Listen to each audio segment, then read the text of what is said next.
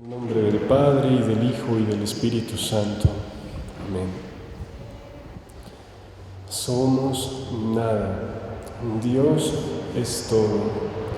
Padre, te amamos. Continúa, divina voluntad, pensando en nuestras mentes, circulando en nuestra sangre, mirando en nuestros ojos, escuchando en nuestros oídos, hablando en nuestras bocas, respirando en nuestros respiros, palpitando en nuestros corazones, moviéndote en nuestros movimientos, sufriendo en nuestros sufrimientos, y nuestras almas, unidas a tu voluntad, sean los crucifijos vivientes, inmolados para la gloria del Padre. Continúa orando en nosotros, y después ofrécete a ti mismo esta oración como nuestra, para satisfacerte por las oraciones de todos y para darle al Padre la gloria que deberían darle todas las criaturas. Dios te salve María, llena eres de gracia, el Señor es contigo, bendita tú entre las mujeres, bendito el fruto de tu vientre, Jesús.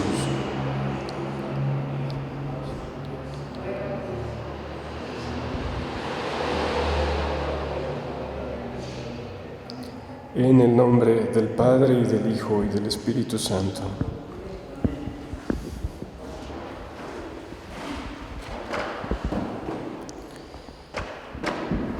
Buen día. ¿Cómo están? Bueno. ¿Y cómo van los sufrimientos en la tierra?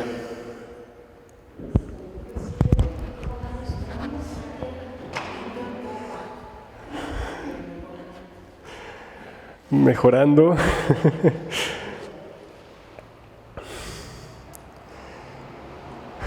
Me imagino que ya se han dado cuenta que en los volúmenes del Libro de Cielo, del 1 al 10, Jesús habla mucho de las almas víctimas, ¿verdad? Y a todos cuando empezamos a leer eso, decimos, ¡ay! Nos da temor. Nuestra naturaleza automáticamente tiende a rehuir todo tipo de dolor y de sufrimiento. Y Jesús en los volúmenes primeros se la pasa invitando y empujando y animando a que las almas quieran compartir el dolor con Él. Y pues, ¿que si encontrará muchas almas dispuestas a eso? No creo. Ya por algo Santa Teresa le decía, con razón tienes tan poquitos amigos. En las horas de la pasión, cuando están crucificando a Jesús y Luisa está reparando, Luisa repara el corazón de Jesús, que es el centro de todos los dolores de su alma y de su cuerpo. Y Luisa le dice, oh Jesús, te pido por amor de este corazón tuyo y de tu santísima sangre, la santidad de las almas, y a aquellas que te aman, no las dejes salir jamás de tu corazón, y con tu gracia multiplica las vocaciones de las almas víctimas, que continúen tu vida sobre la tierra. ¿Qué hacen las almas víctimas? ¿Qué dijo aquí Luisa? A las almas víctimas que continúen tu vida sobre la tierra. Me imagino que ustedes continuamente le dicen a Jesús, ven Jesús a vivir en mí, en esto y en aquello. También lo invitamos a vivir su pasión en nosotros. porque la vida de Jesús fue una pasión continua.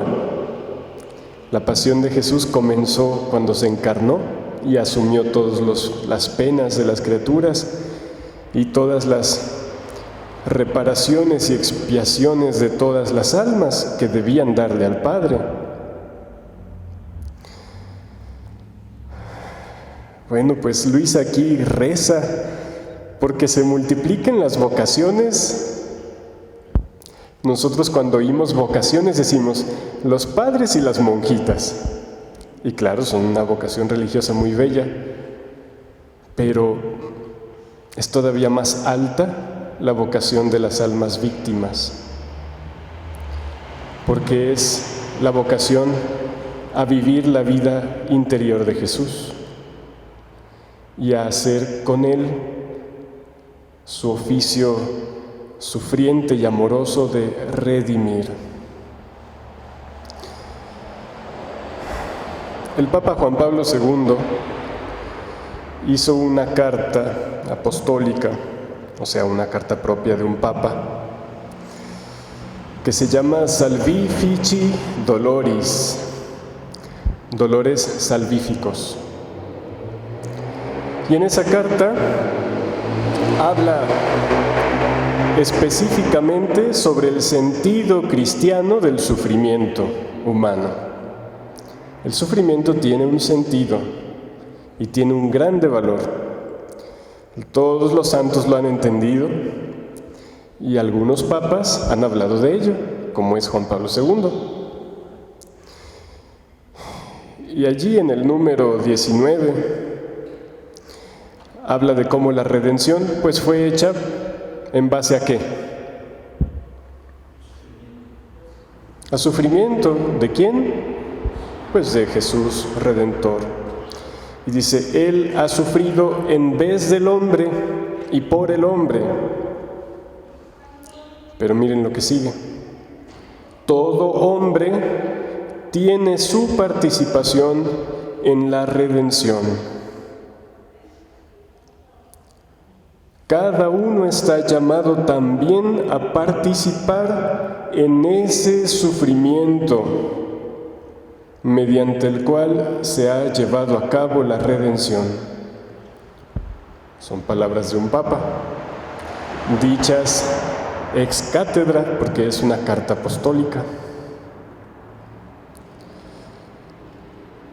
Está llamado cada hombre a participar en ese sufrimiento, por medio del cual todo sufrimiento humano ha sido también redimido. ¿El sufrimiento es bueno? ¿De dónde salió el sufrimiento? Del pecado original. ¿Y por qué entonces es bueno?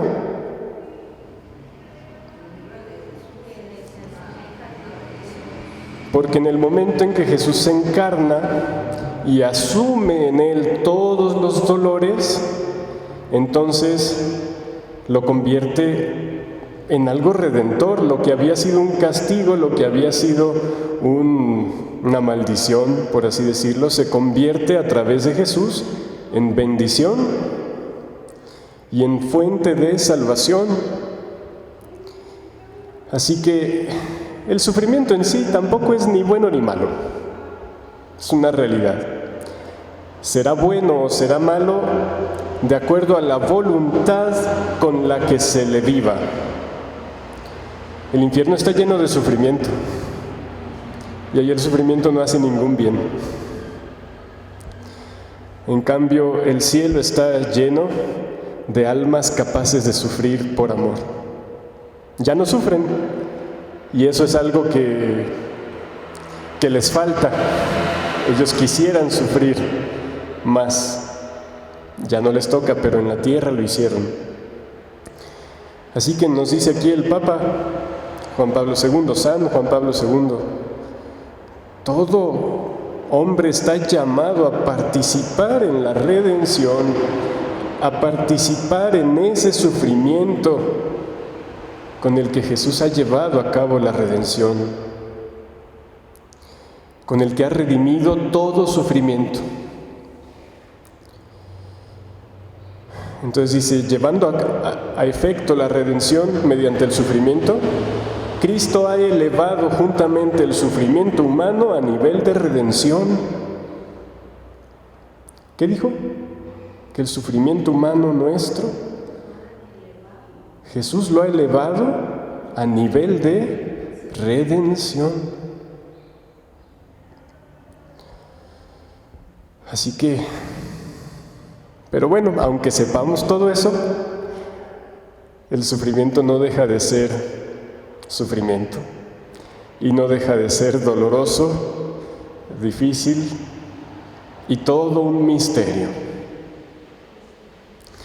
Sobre todo cuando se trata de gente inocente, de niños. No sé si ustedes han oído aquello de que, porque la gente suele pensarlo, y es verdad, la gente buena sufre más. La gente buena sufre más en la tierra, en la tierra. En una carta de un alma condenada que Dios permitió que recibiera una monja, esa carta tiene aprobación de su obispo, pues aquella alma condenada le decía que Dios, viendo de antemano que algunas almas no van a quererse convertir, les permite disfrutar un poco más en la tierra, porque será el único amor que podrán recibir de Dios. Así que es bueno que sí suframos, pero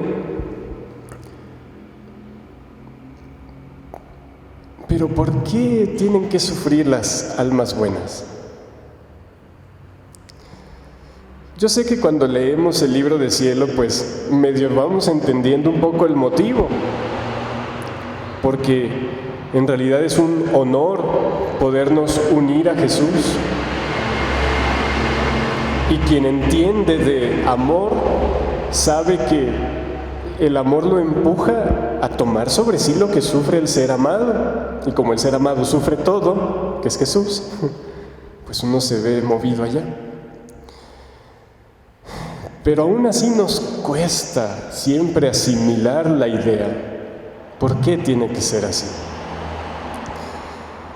Y aunque tratamos de no reclamar a Dios, casi siempre en el fondo está una pequeña vocecita que dice, ¿pero por qué?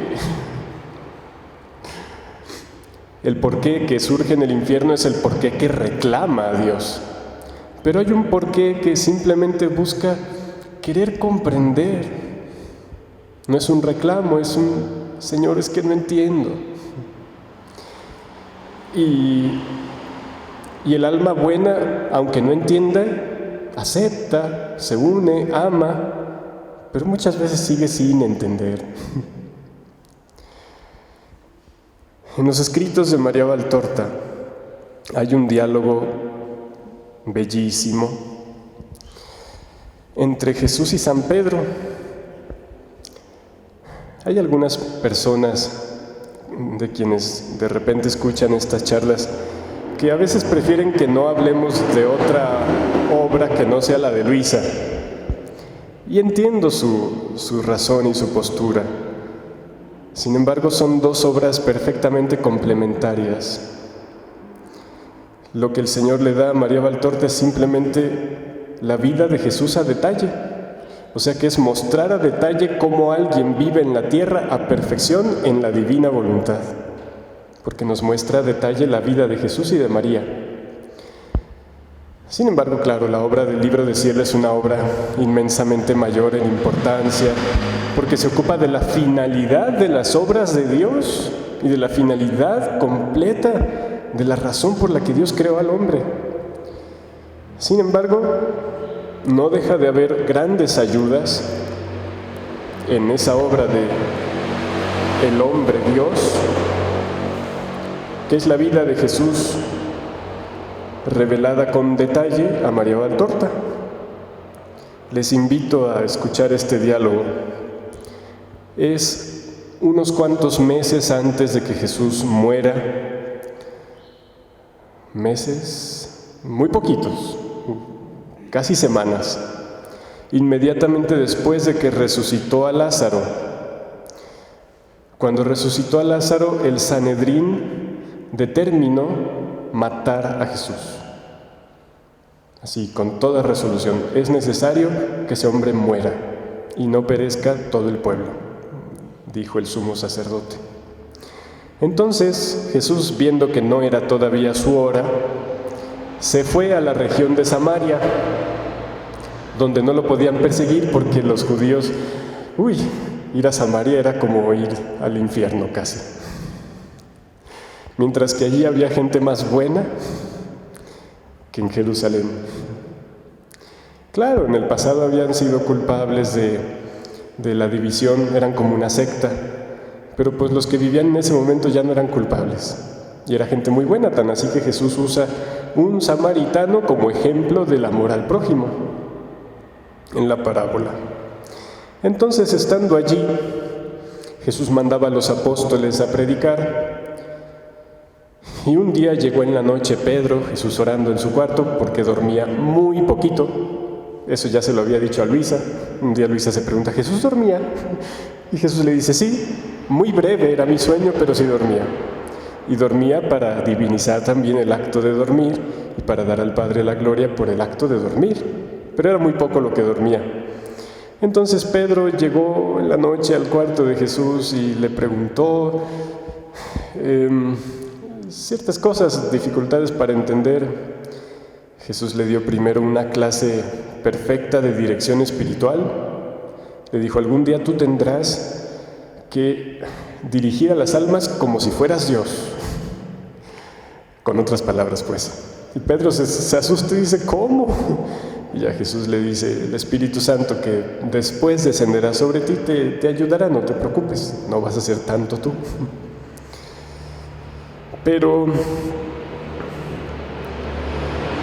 sin embargo, el motivo por el que Pedro iba a hablar con Jesús era un pero.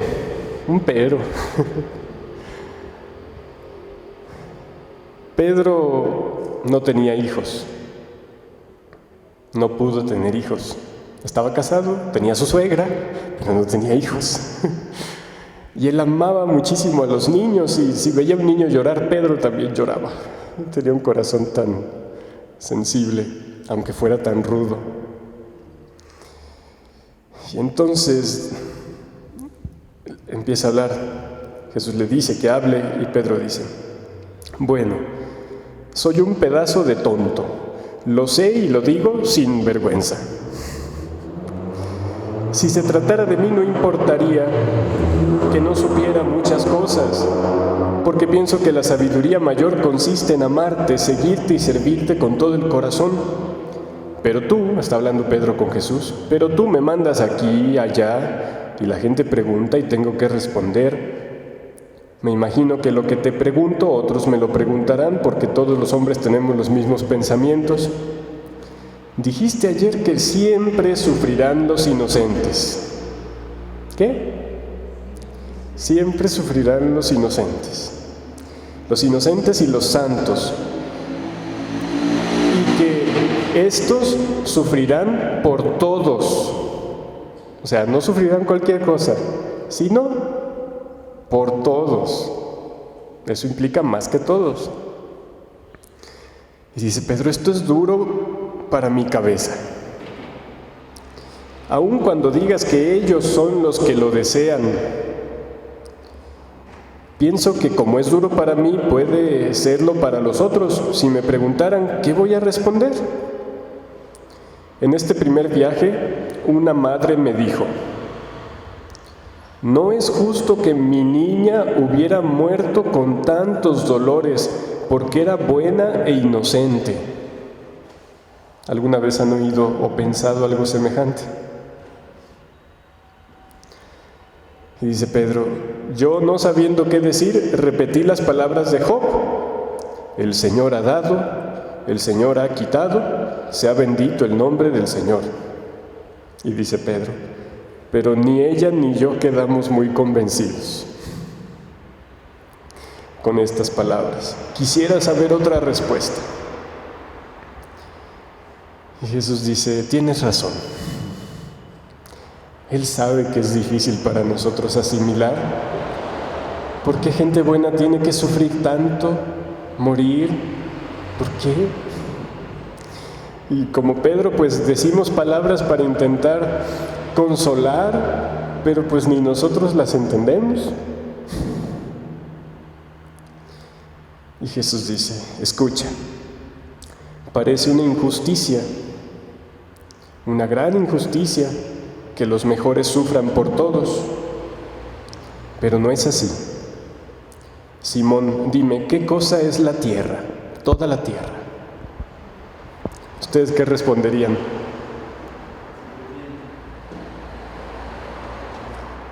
¿Qué es la tierra? Toda la tierra. Y dice Pedro, la tierra, un espacio grande, grandísimo, hecho de polvo y agua, rocas con plantas, animales y hombres. Dice Jesús, ¿y luego? Y dice Pedro, basta, al menos que no quieras que yo afirme que es el lugar de castigo del hombre, su destierro. Y Jesús no dice que eso sea la tierra, porque Dios no creó la tierra para hacer eso. Simplemente Jesús da la respuesta correcta y le dice, la tierra es un altar, Simón, un altar. ¿Qué es un altar?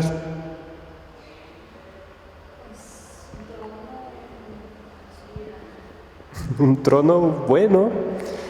Para nosotros hemos asimilado ya como altar a veces el retablo, como el monumento donde se hace honor o se da culto.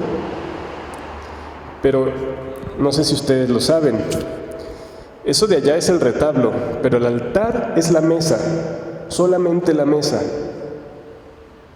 Y eso viene desde el Antiguo Testamento, y el altar era simplemente esa roca sobre la que se inmolaban sacrificios, víctimas que en el pasado, en el Antiguo Testamento, eran animales. Eso es un altar. Ya nosotros hemos pensado que es otra cosa, pero no. El altar es la piedra sobre la que se inmolan los sacrificios, las víctimas. Y donde se da, por tanto, el culto adecuado a Dios. Entonces, la tierra es un altar, Simón, un gran altar. Debía ser un altar de perenne alabanza a su Creador. O sea, un altar donde se ofreciera incienso perfumado, de pura alabanza a Dios, de no haber habido pecado.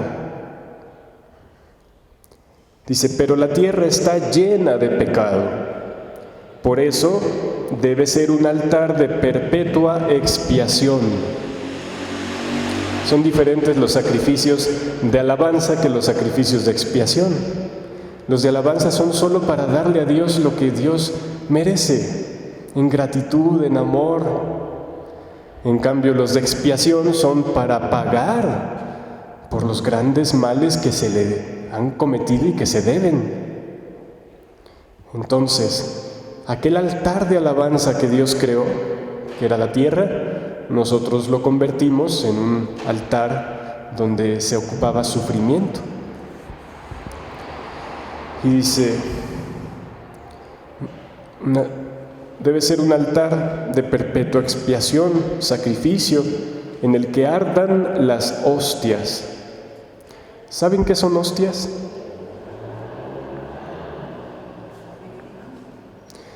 Sí, nosotros también ya por hostia hemos asimilado solo el panecito redondo que se convierte en el cuerpo del Señor.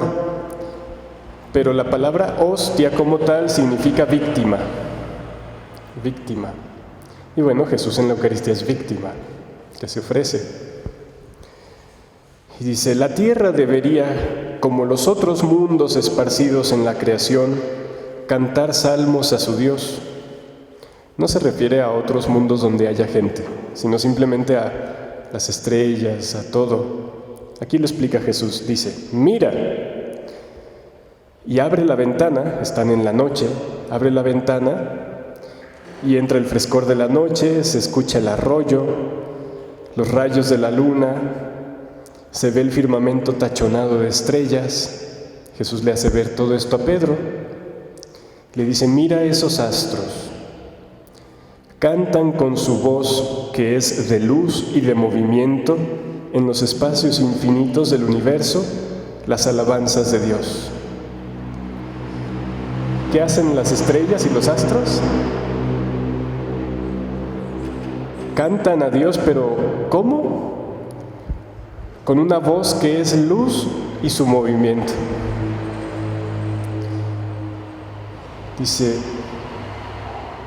hace milenios y milenios de años que entonan su cántico que sube de los campos azules al cielo de Dios. Podemos pensar en los astros y planetas, en las estrellas y cometas, como en criaturas espaciales, que cual sacerdotes del espacio, cual levitas, vírgenes y fieles, deben cantar en un templo sin límites, que es la creación, las alabanzas a su Creador. Hace días acabo de leer a Jesús explicándole a Luisa cómo la creación entera simboliza los distintos niveles y oficios de las almas. Y bueno, no voy a explicar ahorita eso, pero es como si, de hecho, las estrellas simbolizan específicamente a las almas que vivirán en la divina voluntad, mientras que las criaturas de aquí de la tierra, como las plantas, los árboles, el agua, simbolizan la santidad humana y más cosas. Bueno, pero aquí Jesús le da este ejemplo a San Pedro. Le dice, escucha, Simón, oye el choque de la brisa entre la fronda y el rumor de las aguas en la noche. También la tierra, como el cielo, canta con los vientos, con el agua, con las voces de los pájaros y de los animales. Si en el firmamento basta la luminosa alabanza de los astros que lo pueblan, no bastan el canto de los vientos, del agua y de los animales para el templo que es la tierra. ¿Por qué?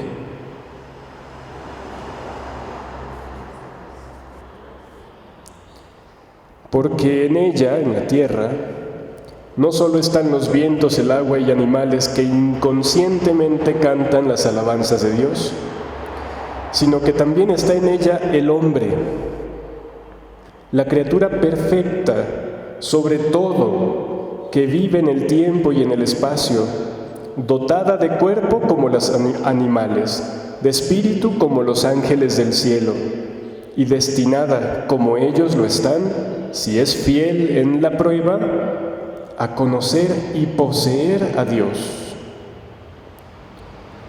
Primero con la gracia en la tierra y después en el paraíso. El hombre, síntesis que abraza todos los estados, tiene una misión que los demás no tienen, que debería ser de alegría, la de amar a Dios, la de dar con la inteligencia y voluntad culto de amor a Dios, de pagar a Dios por el amor que Él ha dado al hombre al darle la vida y un cielo después de ella. ¿Y eso es triste? Es una misión, una finalidad maravillosa. Ese conocer y poseer como propio a Dios. Dice, desde la tierra por la gracia, ahí todavía no podía hablar del don de la divina voluntad. Y luego en el cielo. Y dar con la inteligencia y la voluntad un culto perfecto. ¿Qué otra criatura puede dar ese culto a Dios? Nada. Por eso dice, en el cielo muy bien están las estrellas, pero en la tierra eso no es suficiente. Porque aquí hay alguien que es el centro del amor de Dios. Dice, dar culto con la inteligencia. Piensa, Simón, ¿qué bien saca Dios de la creación? ¿Qué utilidad?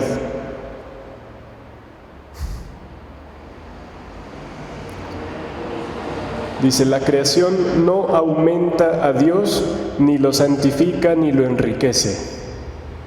Él es infinito. Hubiera continuado siendo lo que es, aun cuando la creación no se hubiera realizado. Pero Dios, que es amor, quería ser amado. Y por ello creó, para ser amado. Lo único que puede Dios obtener de lo creado es amor. Y este amor, que es inteligente y libre tan solo en los ángeles y en los hombres, es la gloria de Dios.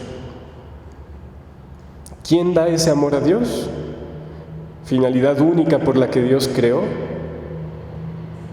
Solo el hombre y los ángeles, que también son inteligentes.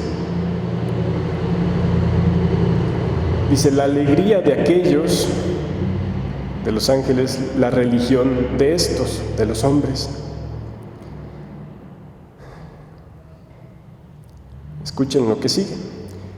El día en que el gran altar de la tierra dejase de entonar alabanzas y súplicas de amor, la tierra dejaría de existir. ¿Por qué? Porque esa es la única finalidad por la que existe.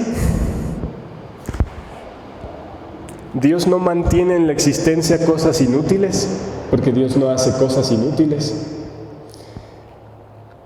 Y de hecho esto se lo dice también Jesús a Luisa acá. Bueno, se los voy a leer más al ratito, ya que explique Jesús. Pero sí se entiende la lógica que lleva Jesús. O sea, toda la creación es un acto de amor de Dios que tiene por finalidad recibir amor. Y el amor específico por el cual se ha hecho todo es el que Dios esperaba de la criatura.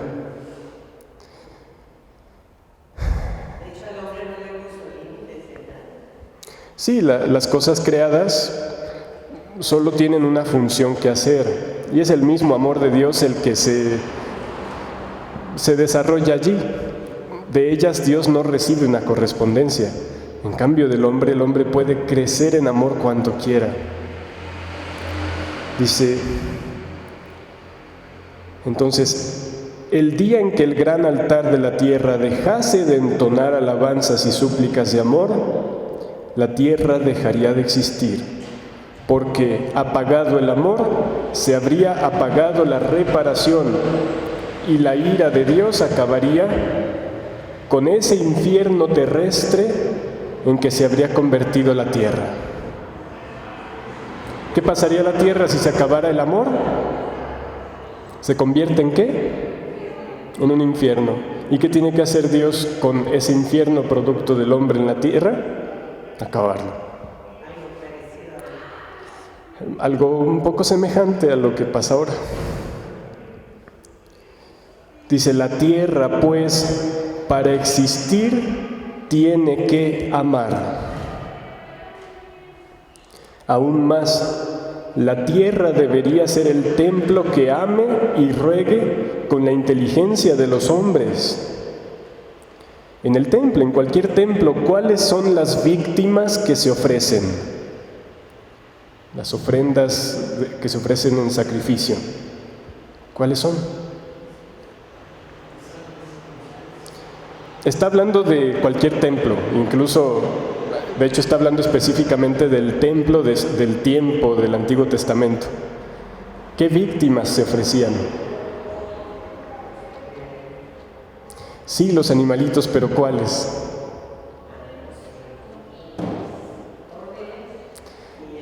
Sí, corderos y tórtolas, pero ¿cualquiera? los mejores, los que no tenían un solo defecto. Dice, ¿cuáles se ofrecen? Las víctimas puras, sin mancha ni defecto. Solo estas son agradables al Señor, ellas y las primicias. Las primicias eran los primeros y mejores frutos de los campos. Y esto empieza desde Abel y Caín. Uno ofrece los frutos, otro ofrece los animales. Abel ofrece lo mejor, Caín ofrece lo que le sobra. Dice, porque al Padre se le ofrecen las cosas mejores, y a Dios, Padre de la raza humana, se le presentan las primicias de todas las cosas, lo más selecto. ¿Por qué está hablando Jesús de esto con Pedro? ¿Se acuerdan? ¿Qué preguntó Pedro? ¿Qué pero tenía? ¿Por qué los inocentes tienen que sufrir? Y todavía más que los demás, y además siempre.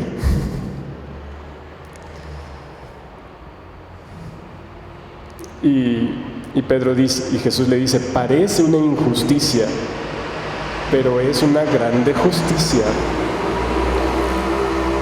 Aquí con lo que está diciendo ya deberíamos intuir un poco por qué. Y dice Jesús, te dije que la tierra tiene que ofrecer un sacrificio doble, el de alabanza y el de expiación. El de expiación a consecuencia del pecado. El sacrificio de alabanza era el primero que Dios iba a esperar, y que era la alabanza de la inteligencia y la voluntad del hombre continuamente fundidas y consumadas de amor por Dios. Pero como se añade el pecado, hay que expiar. Dice, porque el linaje humano que en la tierra vive arrastra consigo el pecado de la primera pareja y además sigue pecando, agregando al pecado de no amar a Dios el de otros miles, con los que muestra su adhesión al mundo, a la carne, a Satanás. Humanidad culpable que pese a su semejanza con Dios y de que tiene inteligencia propia y los auxilios divinos, siempre peca cada vez más. Los astros obedecen, lo mismo que las plantas, los elementos, los animales, y a su modo alaban al Señor. Los hombres no obedecen y no alaban suficientemente al Señor. Esta es la razón por la que se tiene necesidad de almas hostias, víctimas, que amen y expíen por todos. Son inocentes que pagan, inocentes e ignorantes a veces de ello, que pagan el amargo castigo del dolor por los que no saben hacer otra cosa más que pecar. Son los santos que voluntariamente se sacrifican por todos. La razón de existir de la tierra es que amar. Si no ama, se convierte en un horrible caos que no tiene por destino más que ser destruido.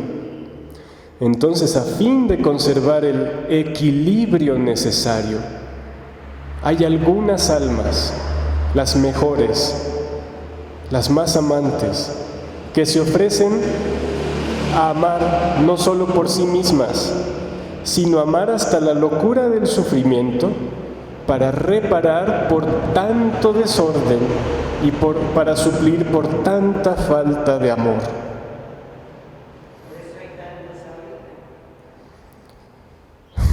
Por eso hay tantos. ¿Y son unos desdichados? No, para nada, es un honor que a veces lleva su proceso que caigan en cuenta de ello. Y dice Jesús, dentro de poco, y añade, 1 año, 1 siglo son poco en comparación de la eternidad. No se celebrarán más otros holocaustos en el gran altar del templo de la tierra. O sea, ya no habrá toros, corderos, ni palomas que se ofrezcan.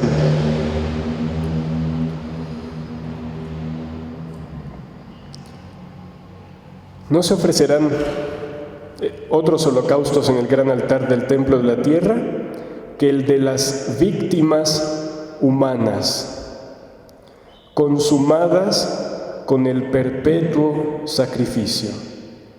Hostias con la hostia perfecta.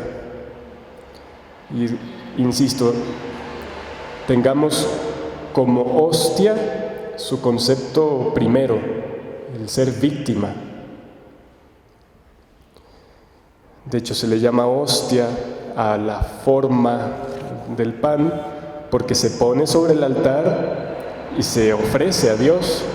Claro, lo que a Dios se le ofrece ya no es solo el pan, sino se le ofrece la inmolación de Jesús. Y es por eso que la hostia se llama hostia, porque es víctima que se ofrece sobre el altar.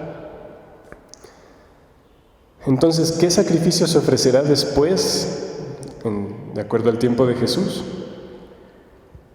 Solo el de víctimas humanas, ofrecidas como hostias, unidas con la única y perfecta hostia que es Jesús.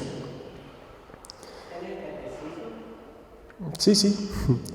Al principio leí de Juan Pablo II hablando de cómo el hombre se une al sufrimiento redentor de Cristo. Y dice, no te espantes, Simón. ¿Qué creen que haya pensado Pedro en ese momento? Van a empezar a matar, Y de hecho, en algunos sentidos sí. Pero dice, no te espantes, Simón, no estoy diciendo que introduciré un culto semejante al de Moloc, Baal y Astarte. ¿Sí saben cuáles son esos cultos? Son por los cuales Dios castigó tanto al pueblo del Antiguo Testamento. Mol, Baal y Astarte eran ídolos, que en realidad son demonios. De hecho, en los exorcismos que han sucedido en la historia de la Iglesia, esos demonios que se llamaban así, esos ídolos, después aparecen poseyendo gente. Recuerdo a un padre que decía, es curiosa la vanidad del demonio. Dice, yo sabiendo que un demonio que poseía a una persona era el de Baal, dice, lo conjuré a salir llamándolo por su nombre y el demonio lo corrigió porque no se pronunciaba así su nombre. Sí, y el padre decía, qué curioso la vanidad del demonio. ¿Lo corrigió porque no lo pronunció bien el nombre? Bueno, pero el punto es que el culto de esos ídolos en el Antiguo Testamento consistía, y ahora verán por qué Dios se enojaba tanto, era porque ofrecían a sus hijos, los mataban, los quemaban y los ofrecían a esos ídolos. Y varias veces el pueblo de Israel cayó en esos tipos de idolatría. Así que cuando Dios se enojaba en el Antiguo Testamento no era nomás porque estos mencitos, ve dónde andan. No, era porque caían en unas cosas horrorosas. De hecho, eso lo dice en los Salmos. Y se ofrecieron sus hijos a los ídolos, a los ídolos, a los demonios. El Salmo dice directamente a los demonios. Y ese culto es el que el demonio obtiene ahora con el aborto. Pero dice Jesús, no, yo no voy a introducir eso. Dice, los mismos hombres nos inmolarán. ¿Entiendes? Nos inmolarán. O sea, no será que Dios venga a pedir esas crueldades satánicas, sino que los hombres, movidos por el demonio, causarán esos sufrimientos, pero al unirse al sufrimiento de Jesús y por el amor de las almas que se ofrecen, se convertirá en un culto de amor y de expiación. Dice, y nosotros iremos contentos a la muerte. Fíjense cómo Jesús se pone en primer lugar. Nosotros iremos contentos a la muerte para expiar y amar por todos. Y en los primeros siglos de la Iglesia, convertirse al cristianismo era estar dispuesto a que te comieran los animales, que te quemaran vivo, que te despellejaran, que te descuartizaran en un circo. Si ustedes y yo hubiéramos vivido en ese tiempo, ¿nos hubiéramos hecho cristianos?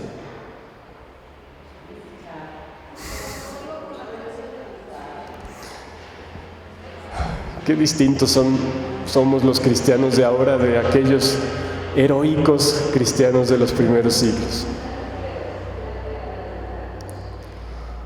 Bueno, eso los primeros siglos.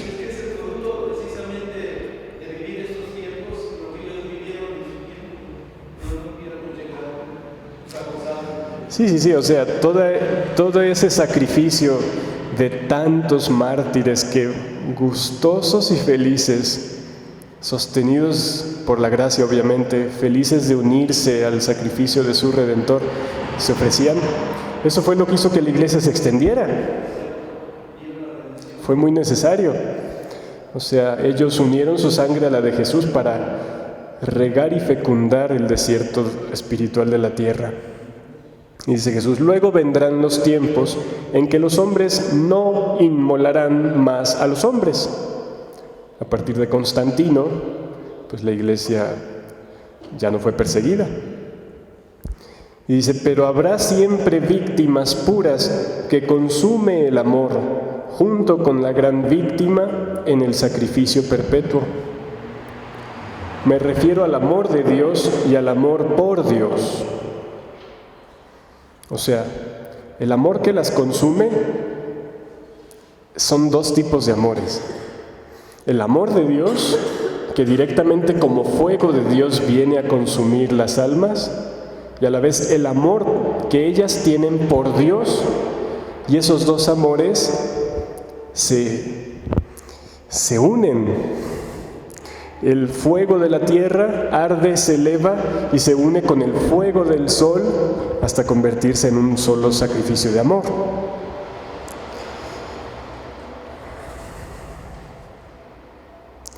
Y dice, en realidad que serán las hostias del tiempo y del templo futuros.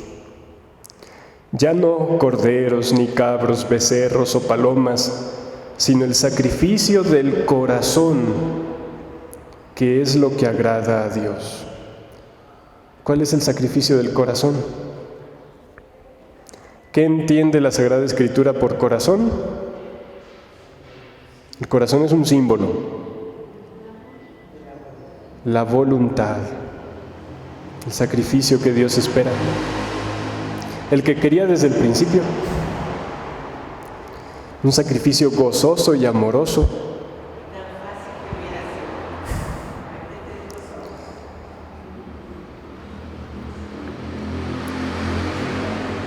Pero bueno, sí, no sé si esto que hemos estado leyendo ayuda a entender el porqué del sufrimiento de la gente inocente.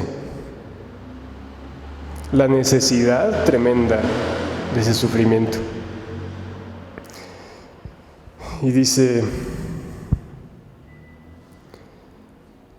David lo intuyó, en un salmo dijo esto. Dice, en el tiempo nuevo, en el del Espíritu y en el del amor, solo este sacrificio será agradable. Ten en cuenta, Simón, que si un Dios tuvo que encarnarse para aplacar la justicia divina por el gran pecado, por los muchos pecados de los hombres, solo los sacrificios del corazón humano, en el tiempo de la verdad, podrán aplacar al Señor. El misterio de la justicia divina. Y es que nosotros a veces la justicia nos parece exagerada. Cuando leemos el libro del cielo decimos, ¡ay, la justicia! Y nos parece exagerada porque no caemos en la cuenta de lo que es el pecado, de la tremenda gravedad del pecado.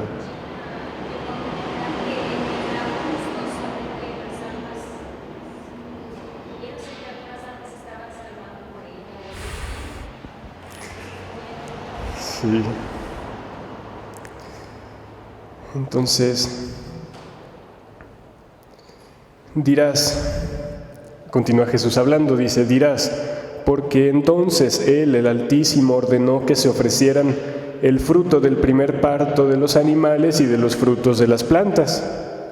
O sea, si a fin de cuentas el único sacrificio agradable a Dios iba a ser el de su Hijo Jesucristo y por Él el de las almas amantes, ¿por qué Dios durante todos los 4000 años del Antiguo Testamento pidió sacrificios de animales y de frutos? ¿Ustedes saben? ¿Qué obtenía Dios de ellos? ¿Qué le daba a Dios la sangre de los corderos, de las vacas? Dios lo pidió, sí lo pidió. Sí, desde luego que era un símbolo que ayudaba al pueblo a entender la necesidad de reparación, de dar algo a cambio por las deudas contraídas contra Dios. Pero Dios, ¿qué obtenía de eso?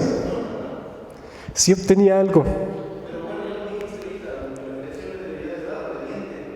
Pero sí obtenía algo, mira. Sí. Dice, te lo voy a decir. La pregunta era, ¿por qué Dios lo pidió? Entonces, te lo voy a decir. Porque antes de mi venida, el hombre era un holocausto imperfecto. Porque el amor, con mayúscula, no era conocido. Ahora lo será, cuando el hombre, por medio de la gracia que le daré, aunque saben que aquí no dice lo que yo pensaba que decía.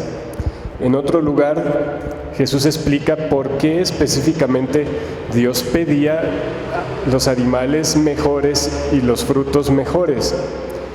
Y Jesús les explica a los apóstoles, también está en María Valtorta, Dios no obtiene nada de los animales que se inmolan ni de los frutos, pero obtiene un acto de sacrificio del hombre en renunciar a su corderito mejor.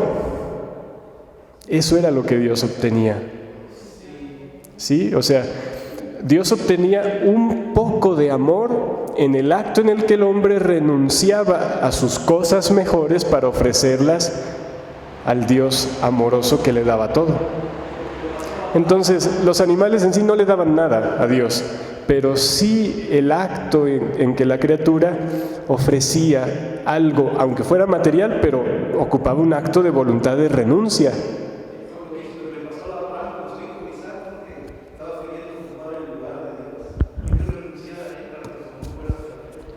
Sí, pues ustedes saben cómo son los apegos y a las cosas, a los seres.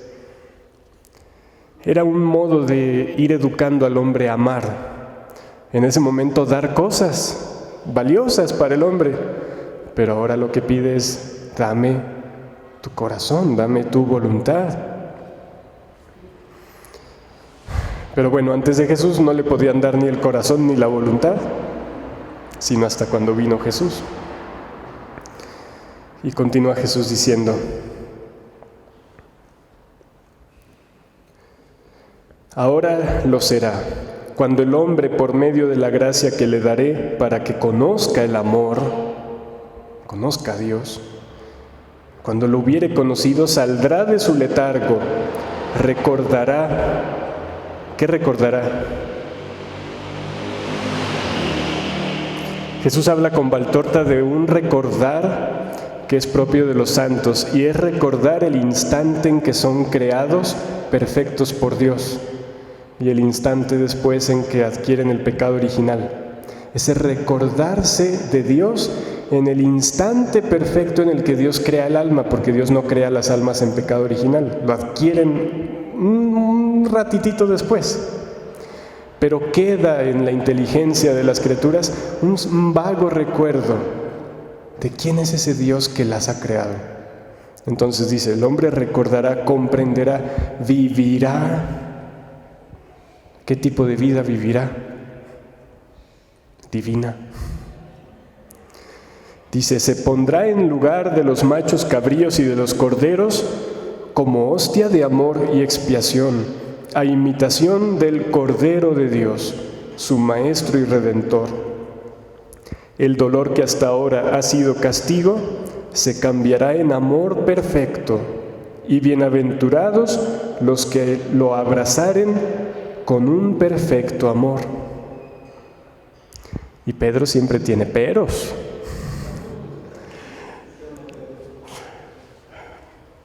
Por algo Jesús un día lo regañó y le dijo, apártate de mí porque tú no piensas como Dios. Bueno, pero gracias a Dios que Pedro tenía peros porque sacaba respuestas de Jesús. Entonces Jesús estaba diciendo, bienaventurados los que lo abrazaren, ese sacrificio de perfecto amor, con amor. Y dice Pedro, pero los niños... Pedro no puede ver sufrir niños porque se deshace. No tuvo hijos. Entonces él, ¿y los niños? ¿Y ustedes qué responden? ¿Y los niños qué?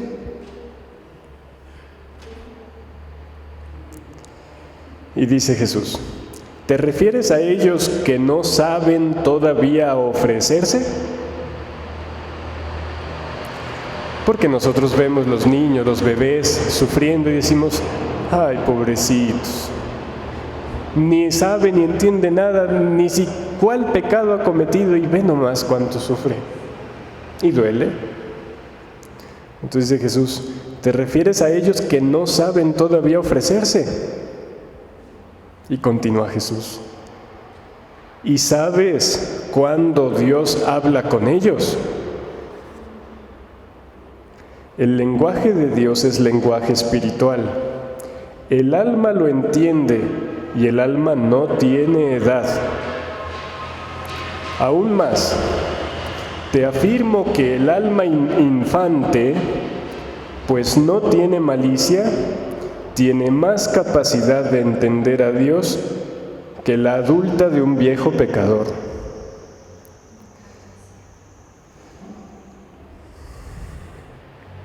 Entonces, prácticamente le está diciendo, esos niños que tú crees que no entienden, que no saben cómo ofrecerse a Dios, entienden a Dios mucho más que tú, mi querido Pedrote.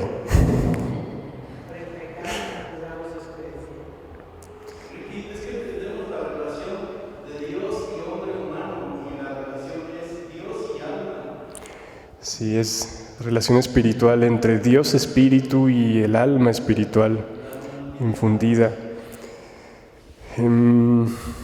De hecho, está aquella bellísima lectura donde Jesús le dice a Luisa que en los niños, hasta antes del uso de razón, Él diviniza sus actos y está en ellos. Y Luisa también dice, ¿pero cómo? Casi pregunta lo mismo que Pedro. Si ellos no saben, y dice Jesús, no es por culpa de ellos, sino porque yo he determinado que en la infancia sea así que yo tomo el fruto. Y cuando ya crezcan, si quieren, se los doy. Bueno, dice, créeme, Simón, que vivirás mucho tiempo para ver a muchos niños enseñar a personas adultas y a ti mismo la sabiduría del amor heroico. Dios obra directamente en los pequeños que mueren por enfermedad natural. ¿En cuáles niños? Los que mueren por enfermedad natural, aquellos pequeños. Y dice, obra por razones de un amor tan alto que no puedo explicarte, pues pertenecen a los planes que están escritos en los libros de la vida y que solo en el cielo los bienaventurados leerán. Leerán, dije, pero en realidad bastará mirar a Dios para conocer no solo a Dios, sino también toda su infinita sabiduría. Y ya le dice: la luna está ya por ponerse, Simón, pronto amanecerá y no has dormido. Pero ¿qué entendemos de eso que le dijo de los niños que mueren pequeños por causa natural, o sea, sin culpa propia, obviamente? Incluso también los abortados. Deducimos por todo esto que Jesús ha dicho, en primero, que hay un entendimiento perfecto entre Dios y ellos, ¿verdad? Es un primer lugar.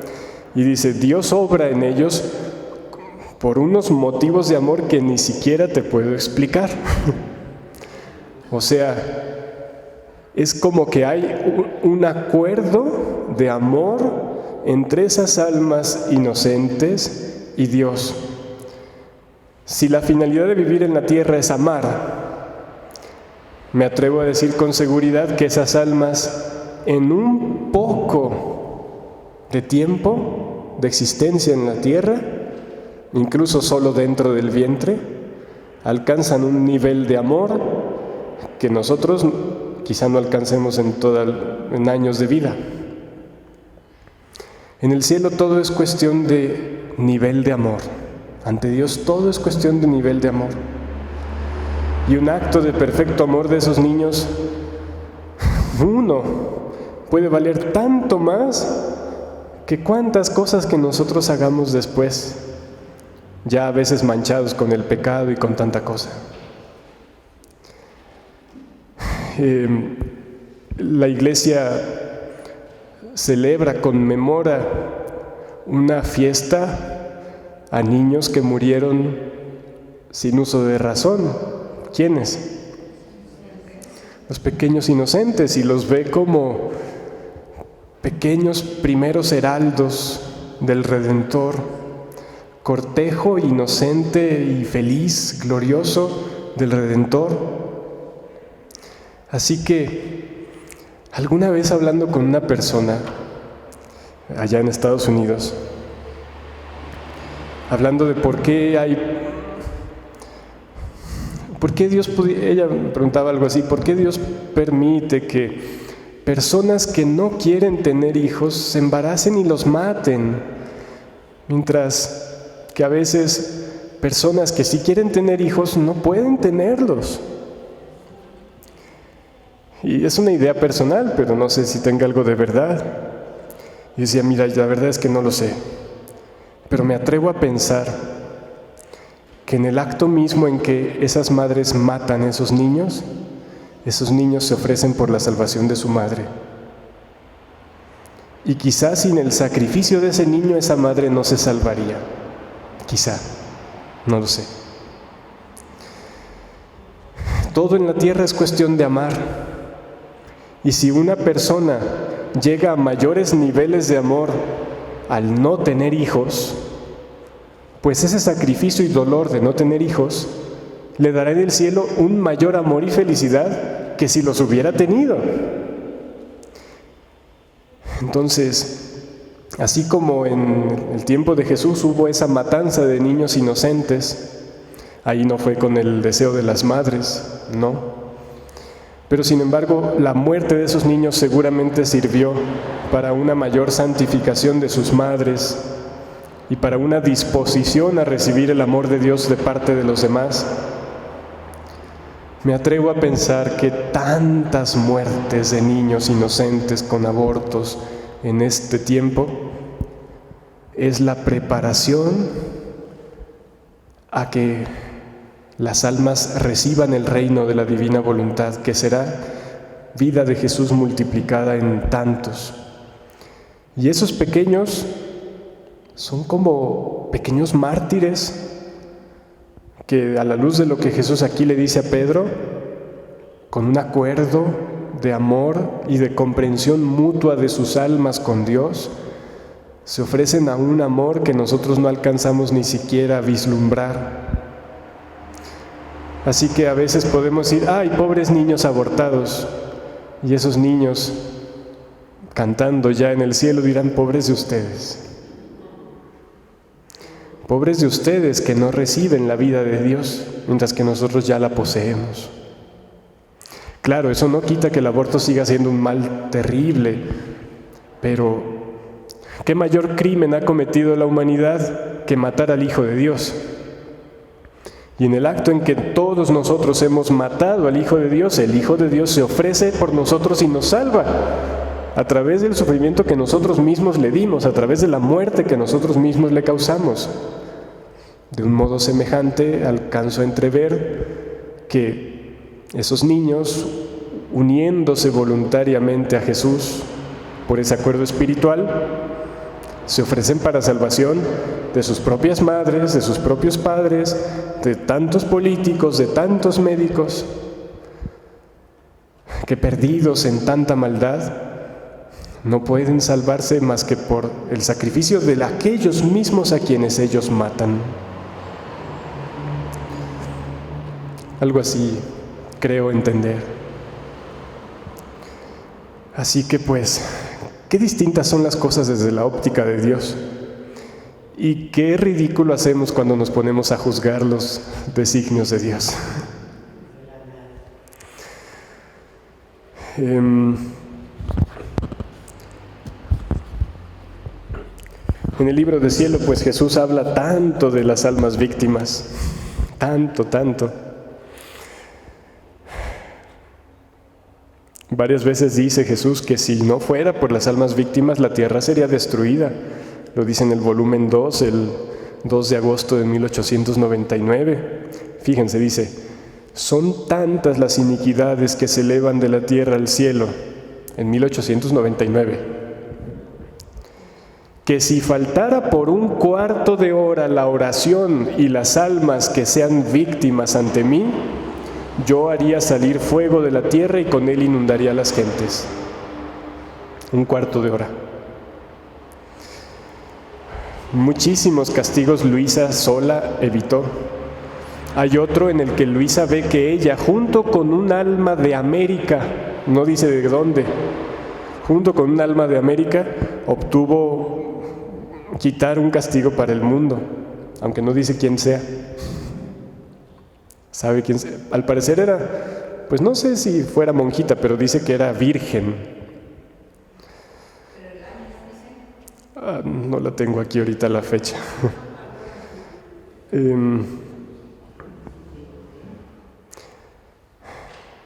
el volumen 6, el 20 de junio de 1904, también dice: hija mía, ha llegado a tanto la perfidia humana de agotar por su parte mi misericordia. O sea, no de parte mía, pero sí de lo que ellos pueden recibir. Pero mi bondad es tanta de constituir las hijas de la misericordia, a fin de que también por parte de las criaturas no quede agotado este atributo. Y estas son las víctimas que están en plena posesión de la voluntad divina, por haber destruido la propia, porque en estas el recipiente dado a ellas por mí al crearlas está en pleno vigor. Y bueno, habla de cómo por medio de ellas su misericordia encuentra vías de derramarse al hombre que por otro modo no podría.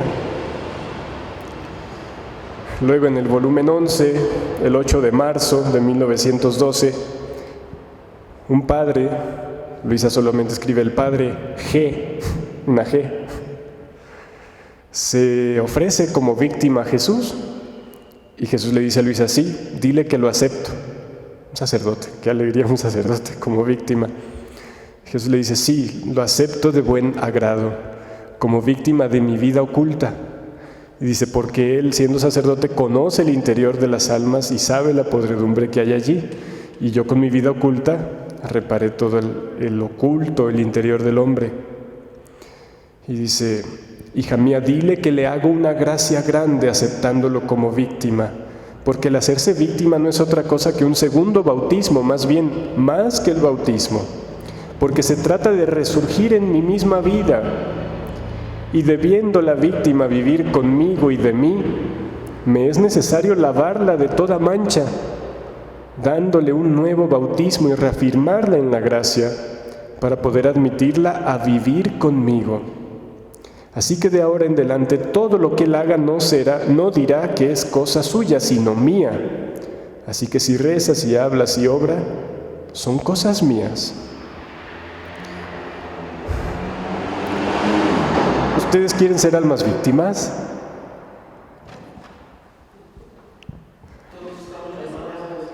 A ver, otra pregunta. ¿Ustedes quieren vivir en la divina voluntad? Pues son cosas inseparables. Y recuerden, el sacrificio más grande que Jesús quiere no es tanto que veas a tu ángel guardián que te extiende sobre una cruz y te crucifica, sino es el sacrificio de la voluntad. Y a través de las penas de la vida diaria, en el amor con el que las vivamos, uniéndolas a Jesús, es que se desarrolla el victimado al que Jesús nos invita. No tienen que pasar cosas sobrenaturales sorprendentes. Puede, pero no es necesario. Pero sí, vivir en la divina voluntad incluye tener la disposición de querer todo lo que Jesús pueda querer. Y si Él nos pide unirnos sensiblemente a su pasión, tenemos que estar dispuestos.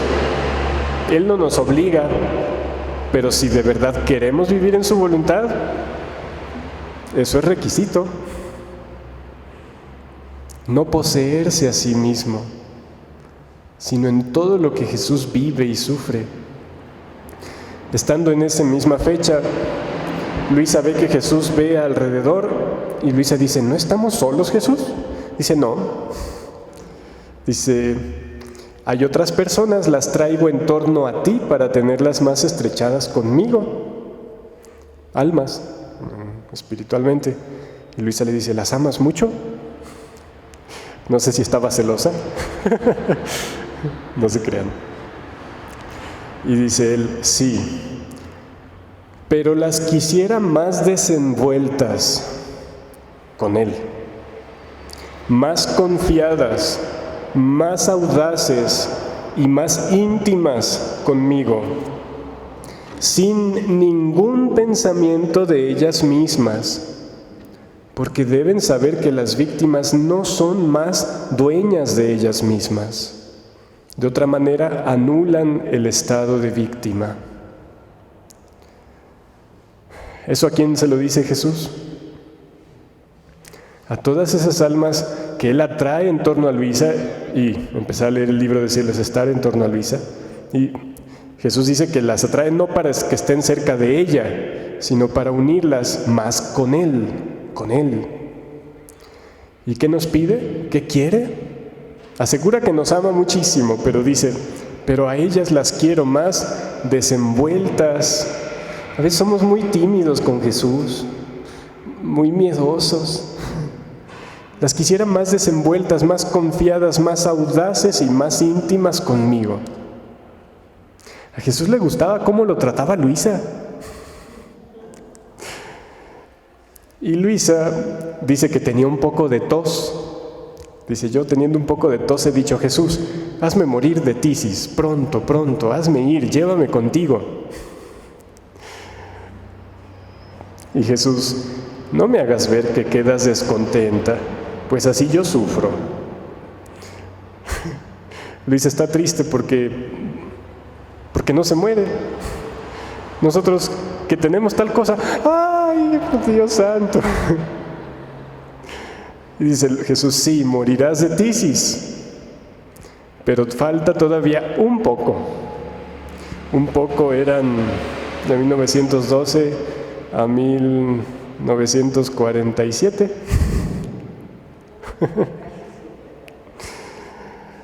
Y dice, pero falta todavía un poco, y si no mueres de tisis corporal, morirás de tisis de amor. Creo que murió de los dos, porque sí tuvo una breve enfermedad un poco antes de morir, pero pues la muerte fue sobre todo un acto de amor que ella anhelaba desde sabe cuántos años, décadas atrás. Y dice, no salgas de mi voluntad, porque mi voluntad será tu paraíso, más bien el paraíso de mi querer, Por cuantos días estés en la tierra, otros tantos paraísos más te daré en el cielo. Y por último, ¿cuál fue el primer oficio de Luisa? Ser alma víctima. Pero después la llama a un oficio más alto.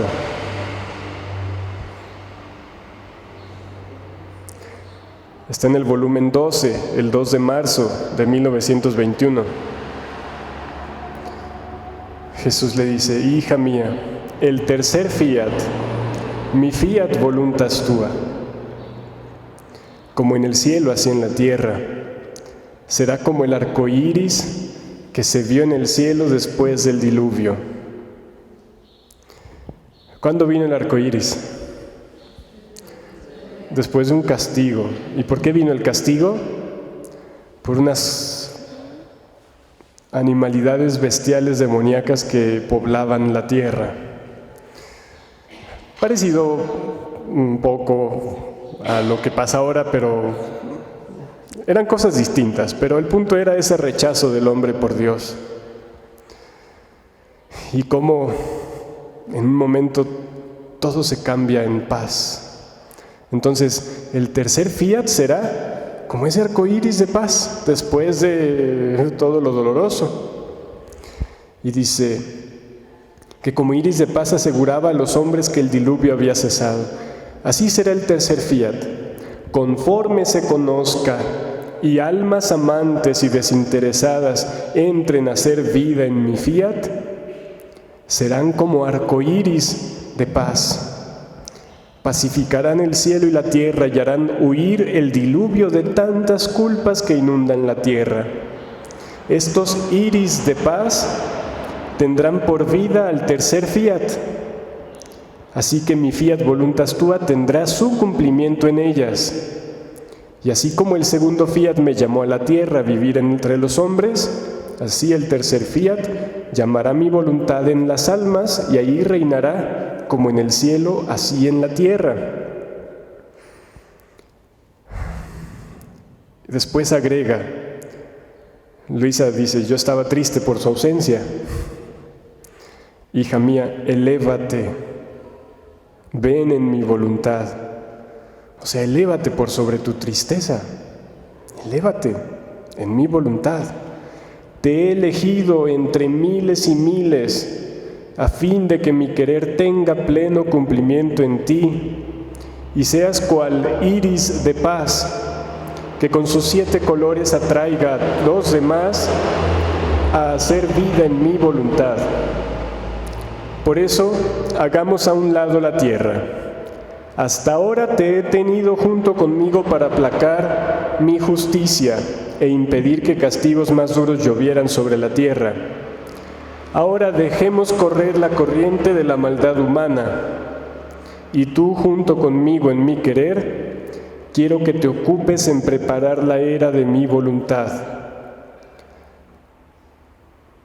Esto no significa que Luisa dejara de ser víctima, simplemente le muestra una finalidad más alta de su victimado. Ya no es solo obtener que el hombre no sea castigado, sino obtener la plena restauración del hombre, que es el reino de la divina voluntad. ¿Sí? Y dice: conforme te adentrarás en el camino de mi querer, se formará el arco iris de paz, el cual formará el anillo de conjunción entre la voluntad divina y la humana, por lo cual tendrá vida mi voluntad en la tierra y tendrá principio el cumplimiento de mi oración y de toda la Iglesia. Venga tu reino, hágase tu voluntad, como en el cielo, así en la tierra. Pues Jesús nos invita a todo lo que oímos hoy. Ser almas víctimas junto con Él, porque la salvación de nuestros hermanos no puede quedar en segundo plano. Claro, el primero siempre es la gloria del Padre, pero es que la gloria del Padre también implica la salvación de las almas. No podemos ser indiferentes de nuestros hermanos. Y Jesús nos invita a unirnos con Él, a ofrecernos con Él, sí, para que no se pierdan, pero sobre todo para obtener el pleno triunfo de Dios, que es la felicidad del reino de su querer. Así que pues bueno,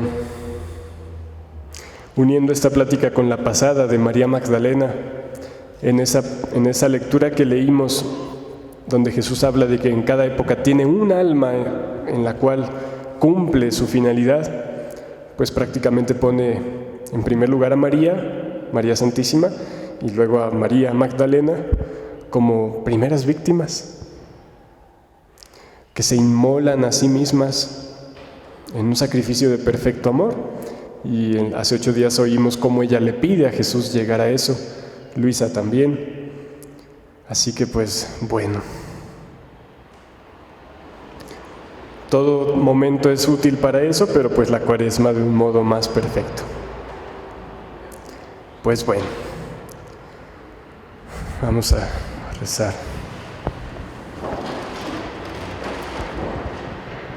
Jesús bendito,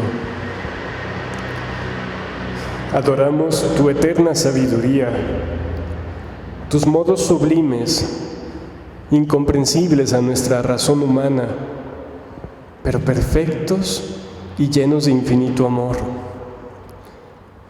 Hacemos a un lado nuestra visión humana que nos aflige inútilmente, que nos entristece sin fruto, y más bien nos unimos a ti, a ese dolor fructífero, lleno de amor, lleno de dulzura, lleno de paz.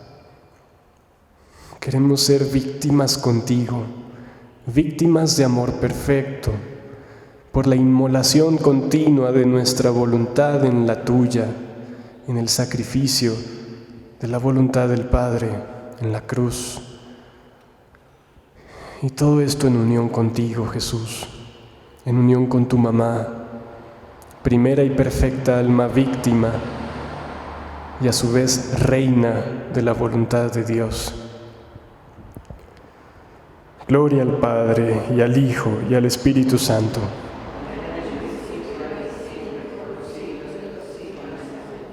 En la voluntad de Dios,